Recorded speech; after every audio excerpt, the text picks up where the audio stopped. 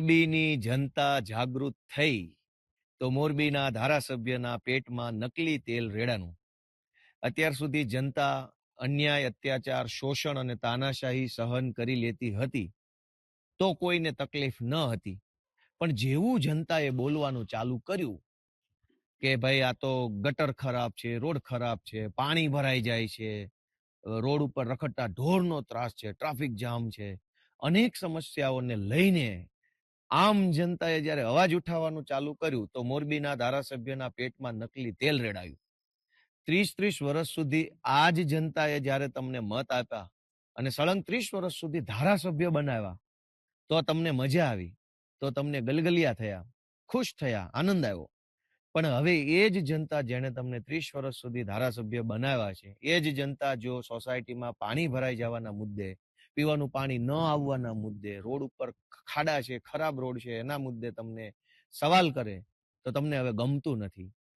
અને પાછું ગઈકાલે મેં વિડીયો જોયો કે મોરબીના ધારાસભ્ય એવું કહે છે ભાજપના કે ગોપાલ ઇટાલિયામાં હિંમત હોય તો ચૂંટણી લડવા આવી જાય મારી સામે અને હું રાજીનામું પણ આપી દઈશ અને ગોપાલ ઇટાલિયાને 2 કરોડ રૂપિયા પણ ઇનામ પેટે આપીશ.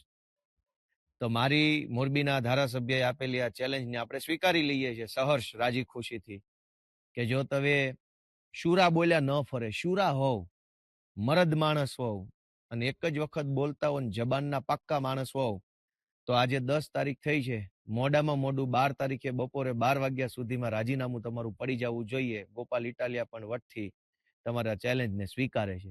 પણ મારી એક શરત છે કે મોરબીના ધારાસભ્ય પાટીલને પૂછવા જતા નહીં. પાટીલ અંકલ, મારાથી ભૂલથી બોલાઈ ગયું છે, હું રાજીનામું આપું કે ના આપું, અંકલ પ્લીઝ મને માફ કરો, એવી બધી વાતો કરવાની નહીં. પાટીલને પૂછ્યા વગર જ તે તમારા પોતાનામાં હિંમત હોય, તમારામાં તાકાત હોય અને તમારામાં એવું ડેરિંગ હોય તો CR પાટીલને પૂછ્યા વગર, એની પરમિશન લીધા વગર, પાટીલ મને ખીજાશે, પાટીલ મને ઠપકો આપશે, પાટીલ મને મારી ઉપર કાર્યવાહી કરાવશે એવી ડર રાખ્યા વગર મોડામાં મોડું 12 તારીખે બપોરે 12 વાગ્યા સુધીમાં જો રાજીનામું તમે આપી દો તો ગોપાલભાઈ ઇટાલિયા તમારી ચેલેન્જ સ્વીકારે છે. 30 વર્ષથી તમે મોરબીના ધારાસભ્ય છો, તમને શરમ આવવી જોઈએ. તમને એવી શરમ આવી જોઈએ, તમારે ચેલેન્જ એમ મારવી જોઈએ કે અહીંયા કોઈ આવીને, મોરબીમાં આવીને અમે જે 30 વર્ષમાં વિકાસ કર્યો છે એમાં ખામી ગોતી બતાવે, એવી ચેલેન્જ મારવા નથી. પણ તમે એવી ચેલેન્જ નથી મારી શક્યા. શું કામ?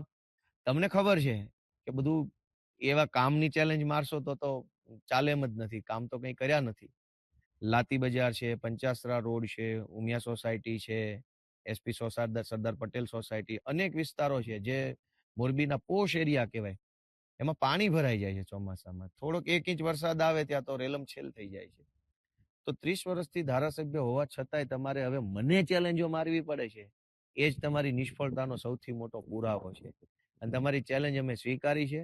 તમારા પોતાના ભાજપના પાટીલ અંકલને પૂછ્યા વગર, પાટીલ અંકલનો ડર રાખ્યા વગર તમારામાં હિંમત હોય તો 12 તારીખે બપોરે 12 વાગ્યા પહેલા રાજીનામું આપી દો. ગોપાલ ઇટાલિયા આવશે મોરબીમાં. જય જય ગરવી ગુજરાત.